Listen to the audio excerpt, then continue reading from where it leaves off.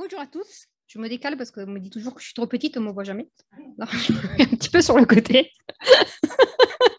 Bonjour à tous, bienvenue à cette édition du World Usability Day. Donc, mon but aujourd'hui, comme l'a dit Catherine, c'est pas de vous parler d'une problématique en particulier, c'est de faire une introduction générale sur la méthodologie. En fait, je pense que dans le public, il y a pas mal d'UX designers, de personnes qui s'intéressent de près ou de loin à l'UX design. Ben, comment on fait de l'UX design et comment on va le faire demain, en fait? Est-ce que les méthodes de hier sont les mêmes méthodes que celles qu'on utilisera demain? Pourquoi les méthodes changent? Qu'est-ce qui fait que nous sommes obligés d'évoluer avec le monde digital pour nous adapter? Donc, c'est un peu une overview, c'est beaucoup d'historique, en fait, parce que je n'ai pas spécialement de boule de cristal, malheureusement, donc je n'ai pas de certitude sur ce qui va arriver. Par contre, j'estime que si on regarde le passé et qu'on analyse la trajectoire sur laquelle nous sommes, on peut extrapoler un petit peu les tendances à venir. Et c'est pour ça que justement, on va ne serait-ce que parler de design de service. Donc, non, ce n'est pas ça que je voulais faire, désolé. Plutôt ça. Voilà. Je me présente très rapidement, donc pour ceux qui ne me connaissent pas, donc Teresa Colombi, je suis ergonome, UX designer, expert facteur humain, on parlera de tout ça justement, je ne sais jamais comment me définir, c'est pour ça que je n'ai pas vraiment mis une étiquette en particulier, j'ai mis ce que je fais, je travaille sur ces thématiques liées à la fois à du service, du produit, du maquettage d'interface et à de la recherche un peu plus fondamentale dans le domaine du facteur humain.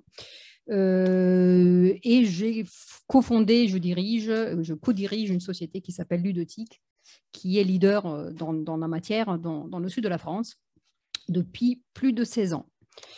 Donc, dans cette présentation, il y a deux rétrospectives historiques. Disons qu'il y a d'abord une petite rétrospective historique sur le travail sur l'homme, hein, parce que je pense qu'on est tous d'accord, l'ergonomie, c'est de travailler sur l'humain, prendre en compte l'humain. Jusque-là, je pense qu'il n'y a pas trop de doute. Qu'est-ce que ça veut dire travailler sur l'humain ? Et est-ce que ça aussi, ça s'est toujours passé de la même façon? Est-ce qu'on a toujours travaillé sur l'humain de la même façon dans le passé, dans le présent, et est-ce qu'on fera toujours la même chose dans le futur? Mais rien qu'à ce niveau-là, vous allez voir que ça ne s'est pas toujours passé comme ça, et nous avons cheminé en tant qu'ergonome, hein, en tant que ce que vous voulez qui travaille sur l'humain, dans nos réflexions méthodologiques. Et puis, on parlera un petit peu de l'évolution du monde digital qui nous amène justement à revoir nos méthodologies. Donc, quand on regarde l'histoire de l'interaction homme-machine, homme-système, homme-travail, homme, tout ce que vous voulez qui n'est pas un autre homme avec un H majuscule, bien sûr, on peut identifier au moins 3 étapes. Pour faire simple, dans un premier temps, bizarrement, le but de la manip était d'adapter l'homme à la machine. Ça peut paraître assez risible d'adapter l'homme à la machine, mais il faut se remettre dans le contexte historique de l'époque. On est en début 1900, c'est la révolution industrielle, c'est le taylorisme, donc on voit les machines. À l'époque, c'était plutôt des machines de type processus, chaîne de montage, hein, ce genre de choses. Hein, ce n'était pas du digital, on va dire. Mais on voyait les machines comme quelque chose de super, quelque chose de parfait, pour 2 raisons essentiellement. Les machines ne se trompent pas et les machines ne se fatiguent pas. Donc, le but de Taylor, hein, qui est un bonhomme qui faisait beaucoup de facteurs humains, hein, Taylor, il passait sa journée à regarder les ouvriers travailler, donc il s'intéressait à l'humain, mais son but était tout simplement de faire en sorte que l'humain devienne un composant du système homme-machine aussi parfait que la machine. Ça n'a aucun sens. Il y avait un turnover dans les usines de Taylor qui était monumental. Donc, cette approche-là, c'est une approche qui s'intéresse à l'homme, c'est pas mal, mais qui a un objectif qui est un petit peu pas bon, quoi. Quelques années après, il y a eu beaucoup d'études. Donc la fondation de la Société d'ergonomie de langue américaine, internationale, l'International Ergonomics Association, donc la Société internationale d'ergonomie, a vu le jour dans les années 40-44, je crois, dans l'après-guerre, en fait, hein, dans la fin de la Première Guerre mondiale, parce qu'on continuait à s'intéresser à l'interaction homme-machine. Le cas échéant, les machines étaient des machines de type militaire, beaucoup les avions, mais l'objectif était le même. Faire en sorte que le pilote fasse corps avec son avion et qu'il soit aussi fiable que la mécanique de l'avion. Parce que perdre un avion parce que le pilote était fatigué ou que le pilote ne voyait pas bien une information, etc., ben c'était bien dommageable. Donc on est toujours, même quelques décennies après, dans cette optique de transformer l'homme en une machine perfectionnée. Donc on a mis quelques décennies à se rendre compte que c'est nul, que ça ne marche pas, que l'homme continuera toujours à se tromper, que l'homme continuera toujours à se fatiguer et que si l'homme il est français, il râle en plus. Donc voilà. Donc il faut faire avec. Du coup, vers les années 70 à peu près, on a changé radicalement de vision. On s'est dit, mais en fait, les machines, on les a faites pour nous. En fait. Les machines sont à notre service. Donc, c'est la machine qui doit s'adapter à l'homme. Donc, on a basculé dans une vision complètement opposée dans laquelle la machine doit devenir un humain. La machine doit ressembler à l'humain, la machine doit tout faire pour l'humain, la machine doit s'oublier en termes de contraintes et de problématiques pour coller uniquement aux problématiques de l'homme. Donc, j'ai mis 2 exemples pour la petite histoire, les systèmes experts. Ce que vous voyez ici, c'est un petit schéma pour représenter un système expert qui s'appelait MySyn dans le domaine médical. Et quelque chose que peut-être les plus vieux parmi vous ont connu, le trombone de Microsoft, qui n'avait strictement aucune utilité, à part poser des questions stupides et donner des réponses encore moins pertinentes. Donc, cette logique-là aussi, pareil, on a mis quelques décennies à s'en rendre compte, mais cette logique-là n'a pas marché non plus. Parce que la machine ne sera jamais un homme. L'homme ne sera jamais une machine, ça c'est une évidence, mais la machine ne sera jamais un homme. La machine va traiter foncièrement des 0 et des 1, pas nous. Donc, la logique dans laquelle nous sommes depuis peu de temps, finalement, quelques décennies, pas plus, c'est fonctionner en respectant les contraintes, les limites, les spécificités et de l'homme et de la machine. Donc, ne pas forcer l'homme à être une machine, mais ne pas forcer la machine non plus à être un homme.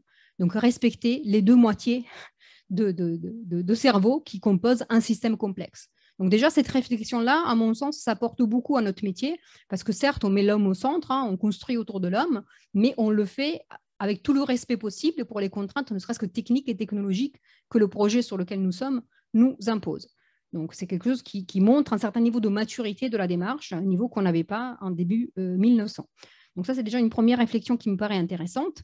Maintenant, la deuxième, comme je vous disais, c'est, mais en fait, de quoi on est en train de parler? C'est quoi cette discipline qui s'intéresse à l'humain? Comment on l'appelle déjà? Eh bien, j'en sais rien, en fait. Je n'ai pas vraiment beaucoup de solutions et de réponses toutes faites, parce que nous-mêmes, dans la communauté, on n'est pas spécialement d'accord entre nous. On a plein d'avis différents et plein d'étiquettes différentes. Ce que je peux vous dire rapidement, c'est que la perspective, l'angle d'attaque que nous avons dans nos projets, c'est de se dire que les utilisateurs n'achètent pas une technologie, même si, bien sûr, techniquement, ils achètent un produit technologique, un casque, une console de jeu, un ordinateur, etc. Les utilisateurs, ce qu'ils veulent, c'est l'expérience que le produit leur permet de vivre, en termes d'efficacité, en termes d'efficience, en termes de satisfaction, en termes de plaisir, etc. Donc ça, c'est ce qui est commun à toute personne qui travaille dans ce domaine. Donc, le concepteur propose, l'utilisateur fait ce qu'il peut. Et cette image, je l'aime beaucoup parce qu'elle montre un coup d'œil les fondements de notre travail. Ça, c'est la tâche prescrite, ce que, en termes techniques, on appelle une tâche prescrite, donc le parcours que l'utilisateur est censé faire. Et ça, c'est la tâche réelle, l'activité que l'utilisateur déploie. Et quand il y a un gap entre ces 2 choses, c'est qu'il y a un problème d'ergonomie, tout simplement. Donc, ça, c'est le métier, c'est le fondament, c'est l'essence du métier que l'on fait. Mais concrètement, qu'est-ce que ça veut dire, du coup, comprendre l'humain? Qu'est-ce que ça veut dire mettre l'humain au centre du process de conception? Ça veut dire prendre en compte plusieurs choses. L'humain au sens physiologique, par exemple, les troubles musculo-squelettiques, la fatigue physique, etc., les contraintes que la personne peut avoir, les compétences et les aspects cognitifs ou humains de la psychologie humaine. Ça fait partie de ce travail sur l'homme, mais c'est beaucoup plus large que ça. L'humain, il est entouré de collègues, d'autres personnes avec lesquelles il interagit, de collègues ou d'amis, si le projet est dans le domaine de la vie privée. Il y a des problématiques d'environnement. L'environnement, ça peut être le bruit, ça peut être la lumière, ça peut être le fait que l'utilisateur se déplace, ça peut être plein de choses. La température, ça a un impact sur l'interaction en machine, ça a un impact sur l'humain et du coup sur son interaction avec le reste du système. Il y a des problématiques de process. Qu'est-ce que la personne est censée faire? Quels sont les workflows qu'il est censé suivre, par exemple? Quelles sont les règles qu'il est censé connaître et appliquer? Et puis, évidemment, le produit ou le service avec lequel il interagit. Donc, l'interface, par exemple, d'une application mobile, si il s'agit de concevoir une application mobile. Donc, ça, c'est toujours vrai, en fait. Ce qui est toujours vrai dans notre métier depuis les travaux de Sperandio, Falzon et compagnie, donc depuis plusieurs décennies, c'est cette vision-là. Travailler sur l'humain, ça veut dire ça, prendre en compte toute cette dimension-là. Maintenant, pourquoi les termes changent, en fait? Pourquoi aujourd'hui, on parle d'IHM, de UX, donc c'est d'expérience utilisateur, et de service design, de design de service? Mais pour des raisons assez simples qu'on va voir ensemble. Déjà, un aperçu, cette image est assez simple à comprendre, un aperçu de ce que ça veut dire, un petit peu ces 3 définitions. Ici, vous voyez une interface. Donc, la personne qui va décider la taille de ce bouton, la couleur de ce bouton, le wording de ce bouton, etc. C'est une personne qui va s'occuper d'ergonomie IHM. Donc, c'est un ergonome qui s'occupe de l'ergonomie de l'IHM, donc de l'interface utilisateur, l'interface homme-machine. Maintenant, dans l'expérience que la personne va vivre avec cette interface, il n'y a pas que l'écran, il n'y a pas que le bouton, il y a bien plus que ça. Donc, l'approche UX, déjà, monte d'un cran. L'approche UX, c'est de se dire, OK, l'utilisateur, il est devant cet écran-là, mais en fait, il est dans la rue, donc il peut y avoir du bruit, mais en fait, il n'a pas de compétences informatiques, c'est un facteur, et en fait, il a un téléphone dans la main qui reçoit une alerte, mais en fait, voilà, il y a tout un tas de facteurs qui rentrent en ligne de compte avant, pendant et après l'interaction avec l'interface. Donc déjà, l'UX monte à un niveau de réflexion plus important. Et le design de service, c'est un niveau encore plus ample, en fait. Donc, ça ne change rien fondamentalement à la situation que l'utilisateur va vivre.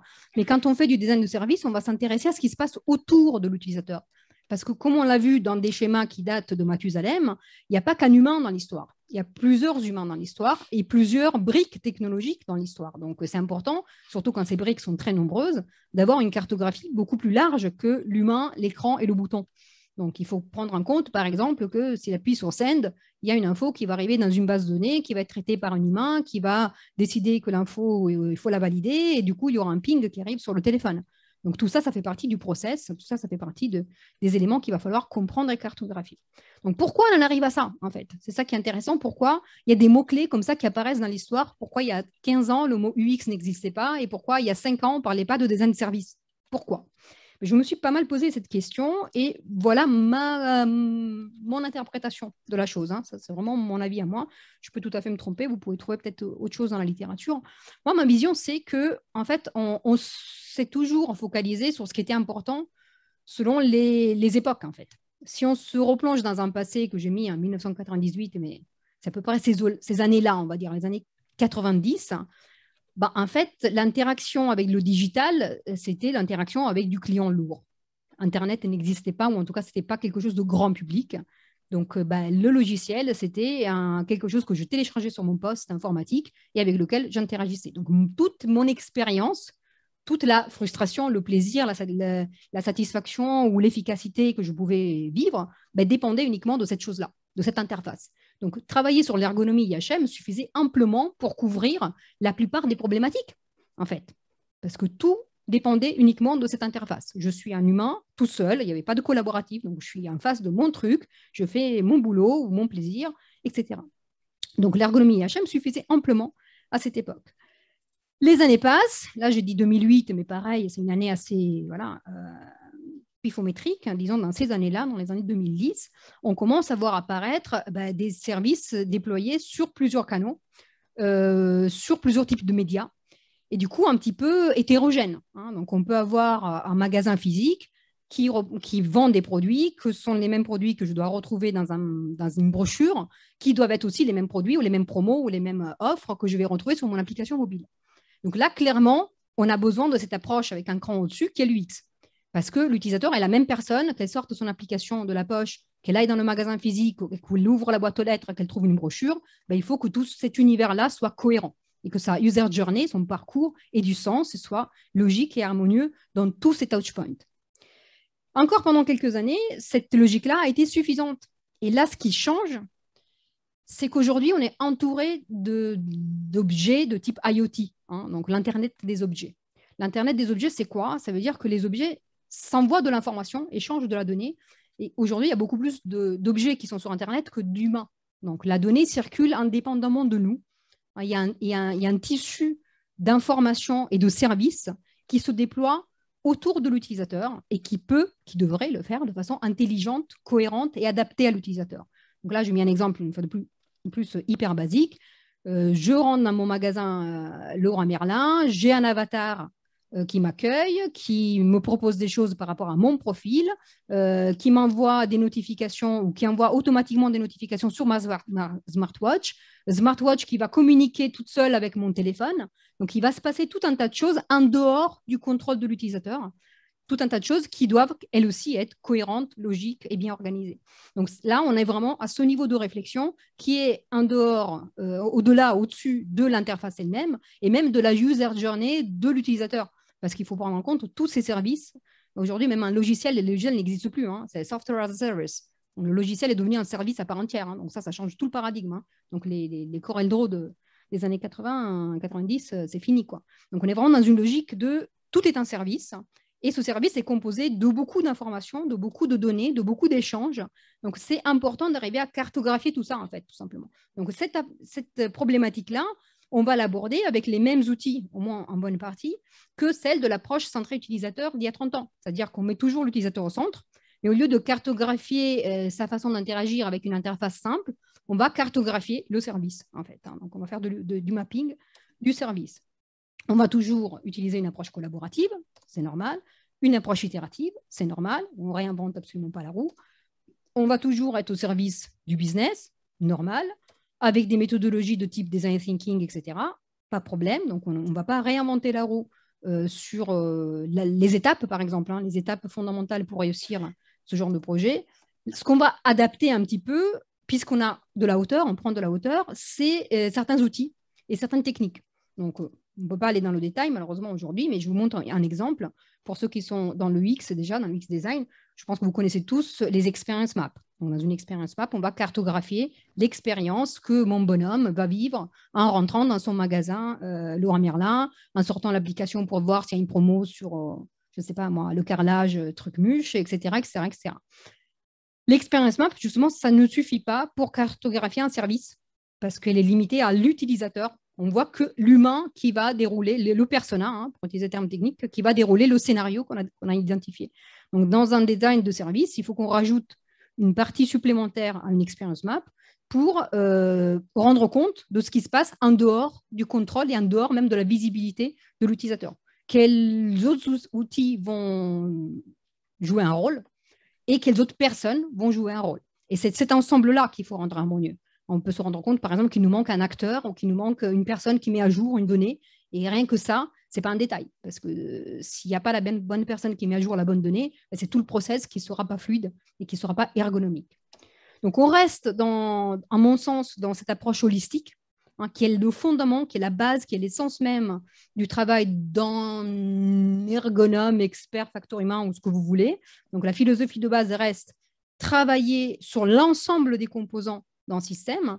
On va peut-être le faire justement avec une vision un peu plus poussée sur les contraintes techniques et technologiques de ces nouveaux systèmes qu'on va concevoir et avec une approche peut-être un peu différente en termes de méthodologie parce que justement, on ne peut pas se cantonner aux méthodes du passé. Mais ça ne change pas fondamentalement l'approche parce que travailler sur l'humain fonctionne bien depuis longtemps, en tout cas depuis qu'on s'est dit qu'il ne faut pas faire en sorte que les machines deviennent des humains et vice-versa, et qu'il faut respecter les deux parties. Cette approche-là porte ses fruits. Donc, je vais conclure juste pour vous donner un aperçu de ce qu'il y a après, potentiellement, juste un petit aperçu au moins une partie des choses, à mon sens, à venir. Et comme tout bon ergonome, pour moi, il y a 3 aspects qu'il faut aller voir. Ce que la norme ISO nous dit, pour rendre un produit ou un service ergonomique, il faut travailler sur les utilisateurs, leurs tâches et leur contexte. Qui sont les utilisateurs de demain? Quelles sont leurs tâches et quels sont les contextes d'interaction? Les utilisateurs de demain, c'est ce genre de gamin. Alors, on va voir si ma vidéo passe. Ça, c'est une vidéo que j'ai utilisée plusieurs fois dans des projets pour la Marine nationale. Ouais, elle doit être derrière. Ouais, elle est sur mauvais écran. Attendez 2 secondes. Hop. De toute façon, il y a la pub. Voilà. Pourquoi je vous montre ça à la Marine nationale? Parce que cette vidéo montre un gamin qui aujourd'hui est assez petit, mais il faut savoir que les sous-marins qu'on conçoit aujourd'hui vont être déployés dans 15 ans, 20 ans. Ils vont être encore en utilisation dans 30 ans ou 40 ans. Donc, ça veut dire que les utilisateurs qui piloteront les interfaces sonars, par exemple, vont être ces gamins-là. Leur cerveau, ce n'est pas le nôtre. Les connexions neuronales de ces gamins-là, mais ce n'est pas une blague, hein, c'est vraiment les études en neuropsycho qui nous montrent, sont différentes des nôtres. Parce qu'ils sont surstimulés, ils sont multitâches par définition, et ils ont tout un tas de problématiques d'attention et concentration en conséquence. Mais bref, on a presque envie de dire que ce n'est pas des humains, mais c'est les humains de demain. Donc, si vous voulez vous projeter dans les usages de demain, il faut comprendre déjà les humains de demain. Et personne ici n'est un humain de demain. On est tous trop vieux. Là, même les plus jeunes vont prendre une claque. Mais c'est comme ça. Il n'y a rien à faire. Donc déjà, les humains de demain, il faut les appréhender. La technologie de demain, ça on en parlera beaucoup en fin de journée, c'est un petit peu déjà la technologie d'aujourd'hui. J'ai mis exprès des choses relativement soit utiles au sens où on voit l'intérêt de faire de l'interface cerveau-ordinateur, parce qu'il y a un intérêt par exemple pour les personnes tétraplégiques, hein, donc ça c'est déjà des réalités. Hein. On peut interfacer un ordinateur avec nos neurones, hein, pour communiquer avec l'ordinateur via la pensée. Plus de clavier, plus de souris, plus de rien. On pense et l'ordinateur va faire ce qu'on veut. C'est déjà une réalité. Donc, les applications peuvent être tout à fait virtueuses ou les applications peuvent être tout à fait ludiques et sympathiques et attrayantes. Maintenant, en fin de journée, Vincent Giraudon va vous donner un aperçu peut-être un peu plus mitigé, on va dire, hein, de ces mêmes technologies, en fait. Parce que la technologie n'est ni bonne ni mauvaise en soi. La technologie, elle est ce que nous lui demandons d'être, en fait. Donc, elle peut être très dangereuse, comme elle peut être très utile. Hein. Le nucléaire, vous pouvez en faire de la médecine nucléaire et vous pouvez en faire des armes atomiques. Donc, il faut être conscient du poids de la technologie et des possibilités qui s'offrent à nous et du fait qu'il faudra trancher à un moment donné sur ce qu'on a envie de lui demander de faire. Donc là, je reste très positive parce que je pense que la technologie doit être au service de nos besoins, doit être au service de nos usages, doit nous améliorer. Hein. C'est un peu une métaphore de l'homme augmenté. On travaille beaucoup là-dessus dans l'industrie. Comment réduire, ne serait-ce que les troubles musculo-squelettiques d'un ouvrier via un exosquelette qui va porter sur lui. Donc, on va améliorer son travail, son confort, éviter les accidents. C'est magnifique. Ça peut être au service de l'homme. Après, il faut encore que l'homme accepte de porter un exosquelette. Ça, c'est une autre problématique. Mais voilà, augmenter l'homme, ça peut avoir des conséquences aussi néfastes ou dangereuses, puisqu'on met au point des armes de destruction massive. Et le dernier aspect, c'est l'évolution du contexte. Hein, une fois de plus, il faut y penser aussi. J'ai mis exprès un petit lien. Donc là, vu l'heure, je ne vous passerai pas la vidéo, mais vous pourrez aller voir. C'est une vidéo publiée par Facebook. Hein, maintenant, ça s'appelle Meta, hein, la boîte mère de Facebook. C'est une petite vidéo qui vous montre un petit peu le travail de demain, qui est un travail dans lequel il n'y a plus de frontières entre le physique, hein, donc le réel, et le virtuel. Hein. Vous êtes dans votre bureau physique, mais la moitié des objets que vous regardez, comme cet écran, c'est un écran complètement virtuel dans lequel vous pouvez afficher des données, mais vous pouvez afficher des personnes. Donc, vous pouvez vraiment avoir l'impression que vous travaillez avec des gens, mais en fait, il s'agit d'hologrammes de ces personnes. Donc, ça, c'est le futur que Facebook dessine pour nous. Est-ce qu'il est bien? Est-ce qu'il n'est pas bien? Est-ce que nous y adhérons? Est-ce que nous en avons envie? C'est les problématiques sur lesquelles on va vous inviter à travailler en fin de journée. Moi, je suis là juste pour vous dire, ça, c'est presque déjà le présent. Ça sera forcément notre futur. C'est à nous de choisir si ce futur-là nous convient ou pas. Donc, pour conclure, là aussi, j'ouvre une problématique qu'on pourra traiter en fin de journée. Hein. Quelle est la responsabilité du designer? Quelle est la responsabilité de nous tous dans la conception de ces nouveaux produits et services?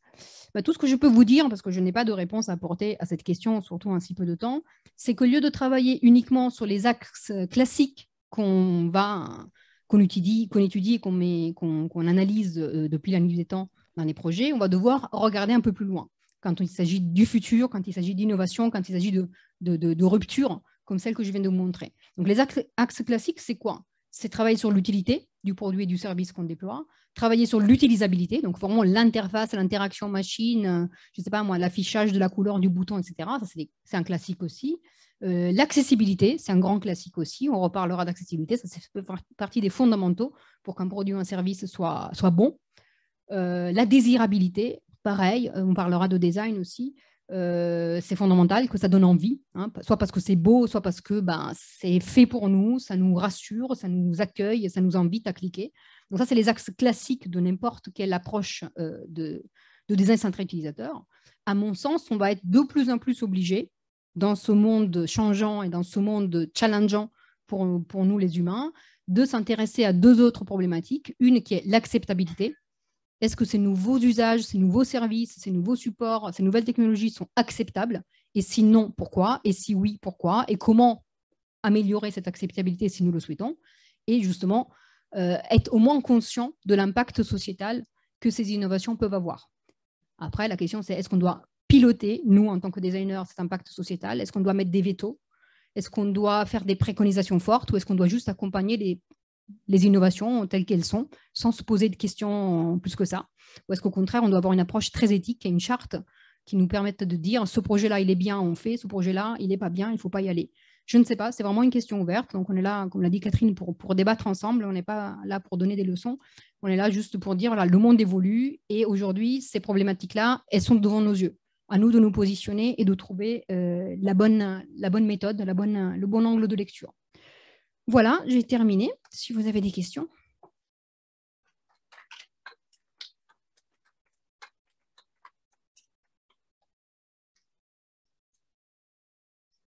Non, c'est bon, je sais pas.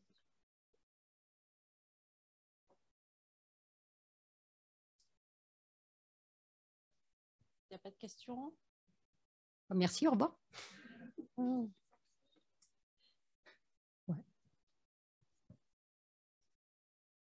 Oui, alors oui, à distance. Ouais, je ne sais pas si c'est possible d'avoir les questions à distance aussi, Anna. Ah, ben voilà. Merci beaucoup pour la présentation, c'était très intéressant, Teresa. Merci. Du coup, j'ai plus une question de curiosité. Quand on montre à ces personnes, à ces sociétés qui vont faire les futurs sous-marins, que leurs futurs employés, ce sont ces petits jeunes, est-ce qu'ils arrivent à se projeter? Pas du tout. Ah oui, ça me rassure. Déjà, ils n'arrivent pas à se projeter sur le maintenant, hein, parce que voilà. Parce que les personnes qui prennent les décisions, ce n'est pas du tout les gens qui sont sur le terrain. Donc déjà, quand on montre ce que dit un utilisateur de base aujourd'hui, déjà, ils ne comprennent pas tout à fait. Alors, leur montrer ces gamins-là, c'est juste pas possible. Mais ces gamins-là, il ne faut pas les montrer uniquement aux stakeholders, il faut les montrer aussi aux développeurs, en fait. Donc, c'est vraiment, tout le monde doit être conscient de qui est cette cible-là. Et c'est vrai qu'on a du mal à l'appréhender, à l'imaginer. Donc, il y a une des activités qui vont vous être proposées par la suite, c'est justement de se mettre dans la peau d'un utilisateur. Ce ne sera pas un gamin de 4 ans, je pense qu'on n'y arrivera jamais. Ça sera plutôt dans le domaine de l'accessibilité. Mais voilà, cette empathie, ça fait partie de notre métier. Et c'est vrai que sur un public aussi difficile et aussi éloigné de ce que nous sommes, c'est extrêmement compliqué et pourtant, c'est vital dans les projets. Donc, tous les moyens sont bons pour y arriver. Ces vidéos, c'est presque un coup de pied dans la fourmilière. Hein, voilà. Après, voilà, il faut arriver à le faire pour que le projet avance dans la bonne direction. Il y a un commentaire en ligne, semi-question que je te lis. Pourtant, le transport et la digitalisation de nombreux processus cognitifs vers la machine risquent de créer des humains surassistés. Non? Pourrais-tu nous envoyer tes références quand tu parles des travaux de neuropsy qui ont travaillé sur la performance cognitive des futures générations? Alors oui, je peux retrouver les travaux, c'est des choses qu'on avait regardées, donc je ne sais plus où je les ai mis, mais j'ai des travaux vraiment qui montrent la vitesse de traitement des données des cerveaux surhabitués à la stimulation des gamins d'aujourd'hui. Par rapport à être trop assisté, je suis totalement d'accord. Mais alors, totalement d'accord, même dans les années, quand je fais mes études dans les années 90, il y avait déjà des alertes là-dessus. Je me souviens qu'on parlait de la béquille. La technologie est une béquille. Donc, elle nous aide, on peut s'appuyer dessus, mais le jour où elle n'est pas là, qu'est-ce qu'on fait? Et si c'est une béquille temporaire, on saura quand même s'en sortir. Si la béquille devient fixe, le jour où elle n'est pas là, on n'est vraiment pas capable de marcher. C'est pour ça que dans beaucoup de projets dans l'industrie, typiquement, où on va très loin dans les innovations, on prévoit toujours en mode dégradé. Toujours. Et l'utilisateur devra toujours être entraîné à faire les choses manuellement. Parce qu'en cas de panne, en cas de problème, il doit fonctionner le système. Il doit fonctionner même sans la partie digitale, qui est là pour assister, mais qui ne doit pas être la béquille. Parce que, voilà. Donc après, certes, mais sinon, on reste à l'âge de pierre. C'est un choix, c'est une question éthique, c'est une question on va continuer à avancer, Teresa, avec la prochaine présentation même. Merci beaucoup.